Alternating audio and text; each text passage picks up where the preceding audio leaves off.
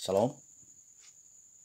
Hari ini kita akan merenungkan firman Tuhan yang terambil di dalam Alkitab, Kitab Ayub pasal pertama.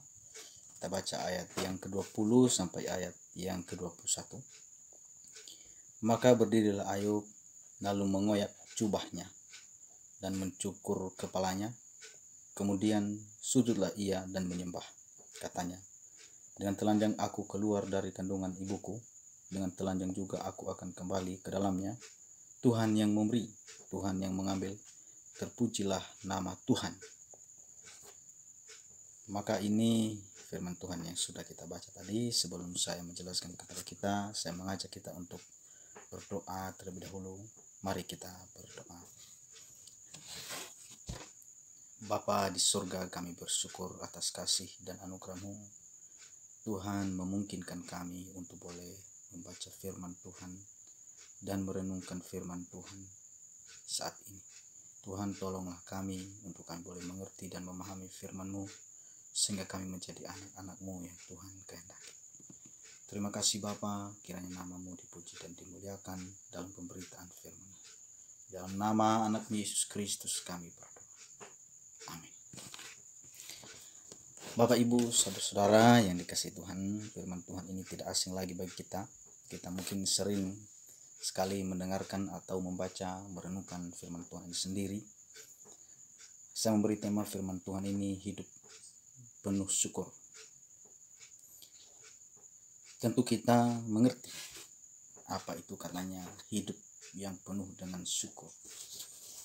Kalau kita melihat bahwa banyak sekali ayat-ayat firman Tuhan yang mengajak kita untuk bersyukur selalu dalam kehidupan kita.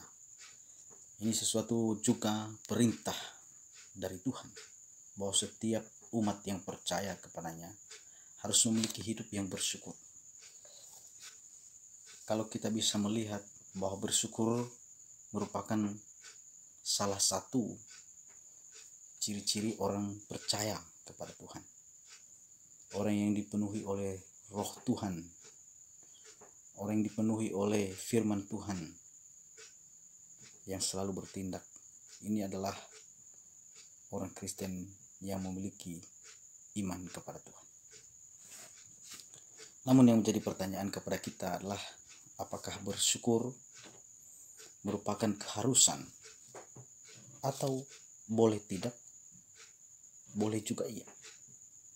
Maka kalau kita bisa melihat di dalam Perjanjian Baru, di sana ada ayat firman Tuhan yang tercatat di dalam 1 Tesalonika pasal 5 ayat 18. Di sana ada dikatakan, bersyukurlah dalam segala hal. Di sana ketika kita melihat kata bersyukur di dalam ayat itu merupakan suatu kata kerja impresentatif, aktif, dengan present tense. Artinya, mengucap syukur adalah sesuatu yang aktif atau sesuatu hal yang harus dilakukan, bukan dalam kondisi atau dalam tahap tertentu saja, tetapi bersyukur ini akan kita lakukan secara progres atau terus-menerus tanpa berhenti. Artinya bagi kita sebagai orang percaya kepada Tuhan, tidak ada kata untuk berhenti untuk bersyukur. Tidak ada kata untuk tidak bersyukur. Maka di sini jelas, kalau kita bisa melihat tadi dalam kitab yang kita baca ini, maka di sini kita bisa melihat seorang Ayub yang sangat-sangat percaya kepada Tuhan. Bahkan dikatakan di dalam pasal 1 ayat pertama, ada seorang laki-laki di tanah Uz bernama Ayub. Orang itu saleh dan jujur. Ia takut akan Allah dan menjauhi kejahatan. Maka kalau kita bisa melihat, seorang Ayub bukan orang yang main-main. Orang yang paling saleh senegerinya waktu itu. Maka kalau kita bisa melihat, segala hal yang terjadi dalam hidup kita tidak selalu ditentukan perbuatan kita, tetapi ditentukan oleh izin Allah. Semua bisa terjadi. Kalau kita bisa melihat, bersyukur merupakan kata yang sulit untuk dilakukan. kalau kita bisa melihat bahwa bagi kita tidak mudah untuk melakukan bersyukur. Jika seandainya kita dalam hal-hal masalah yang terjadi, seperti ada bencana alam yang kita alami, wabah penyakit terjadi atau menimpa kita, masalah rumah tangga begitu berantakan, suami dan istri mengalami masalah, anak-anak mengalami masalah kebutuhan keluarga, bahkan kita kadang-kadang mengalami suatu kerugian atau mengalami harta benda yang hilang, atau kita kehilangan orang-orang yang kita sayangi, orang-orang yang kita cintai, orang-orang yang kita kasihi. Bukankah tidak mudah bagi kita untuk bersyukur pada kondisi, pada waktu masalah seperti ini? Namun Bapak Ibu saudara yang dikasihi oleh Tuhan, apa yang mau dikata? Sebab setiap anak Tuhan yang percaya kepada Tuhan, tidak ada kata tidak untuk bersyukur dalam segala hal. Maka kita bisa bertanya, bagaimana supaya kita bisa bersyukur kepada Tuhan dalam situasi-situasi yang kita alami. Seperti kalau kita bisa melihat seorang Ayub, dia bersyukur dan bisa melalui tanpa dia bersalah. Kalau kita bisa melihat di dalam ayat firman Tuhan pasal 1 ayat 22, dalam kesemuanya itu Ayub tidak berbuat dosa dan tidak menuduh Allah berbuat yang kurang patut. Maka di sini kalau kita bisa melihat apa yang dialami oleh Ayub, dia mengalami kerugian harta benda, dia mengalami kematian daripada anak-anaknya yang dia sayang, dia kasih. Bahkan dia mengalami suatu kata-kata atau istrinya sendiri tidak mendukung dia ketika dia terus percaya dan ada dalam garis apa yang Tuhan kehendaki. Tetapi firman Tuhan mencatat bahwa semuanya Ayub menjalani melaluinya tanpa menyalahkan Tuhan. Maka di sini kita bisa belajar dalam hal-hal seperti ini. Apa yang harus kita pelajari? Kunci yang pertama yang harus kita pelajari adalah bahwa bersyukur tidak berdasarkan peristiwa yang terjadi dalam hidup kita. Tidak berdasarkan peristiwa yang terjadi dalam hidup kita. Kenapa banyak orang tidak bisa bersyukur? Karena bersyukur berdasarkan peristiwa yang terjadi. Salah satu contoh, ketika kita mau berjalan ke suatu tempat, kita sudah siap-siap lalu tiba-tiba hujan datang. Nah, ketika hujan datang, maka kita mengurungkan niat kita untuk pergi. Lalu karena peristiwa hujan yang terjadi, kita menjadi lupa dengan apa yang menjadi komitmen kita. Artinya apa? Suatu peristiwa yang terjadi di mana hujan, itulah yang menentukan kita untuk bertindak. Bukankah manusia bisa mencari solusi yang lain? Mungkin dia bisa memakai mantel atau dia memakai payung. Tetapi ketika dia mengikuti peristiwa di luar dirinya, dia melihat hujan, lalu hujan menghentikan langkah untuk melakukan tujuannya sebelumnya. Artinya apa? Kadang-kadang kita sebagai anak-anak Tuhan, kita bisa bersyukur kepada Tuhan ketika situasi, peristiwa-peristiwa, kondisi yang terjadi dalam kendali yang aman. Baru kita bisa berjalan dalam bersyukur kepada Tuhan. Tidak.